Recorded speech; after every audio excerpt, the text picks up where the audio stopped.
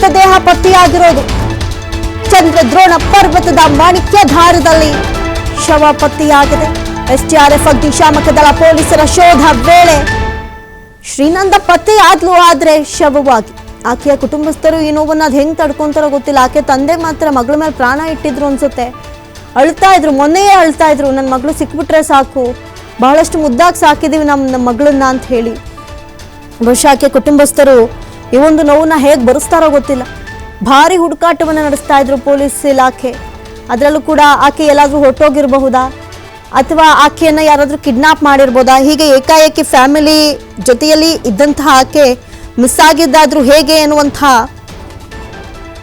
ಪ್ರಶ್ನೆಗಳು ಬಹಳಷ್ಟಿತ್ತು. ಈ ಸಂದರ್ಭದಲ್ಲಿ ಆಕೆಯ ಹುಡುಕಾಟಕ್ಕಾಗಿ ಕೂಡ ತೀವ್ರ ಶೋಧ ಕಾರ್ಯವನ್ನು ನಡೆಸಲಾಗ್ತಾ ಇತ್ತು. ಆದರೆ ಈಗ ಆಕೆ ಪತ್ತೆಯಾಗಿರೋದು ಶವವಾಗಿ. ಏಪ್ರಿಲ್ 7ರಂದು ನಾಪತ್ತೆಯಾಗಿದ್ದಂತಹ ಬಾಲಕಿ ಶ್ರೀನಂದ, ಕೇರಳ ಮೂಲದ ಶ್ರೀನಂದ, 14 ವರ್ಷ ಆಕೆಗೆ ಈಗ ಶವವಾಗಿ ಪತ್ತೆಯಾಗ್ಬಿಟ್ಟಿದ್ದಾಳೆ. ಅದರಲ್ಲೂ ಕೂಡ ಮಾಣಿಕ್ಯಧಾರದ 2000 ಅಡಿ ಕೆಳಕ್ಕೆ ಆಕೆ ಬಿದ್ದಿದ್ದಾದ್ರೂ ಹೇಗೆ, ಏನಾದ್ರೂ ಕಾಲ್ಜಾರ್ ಬಿದ್ರಾ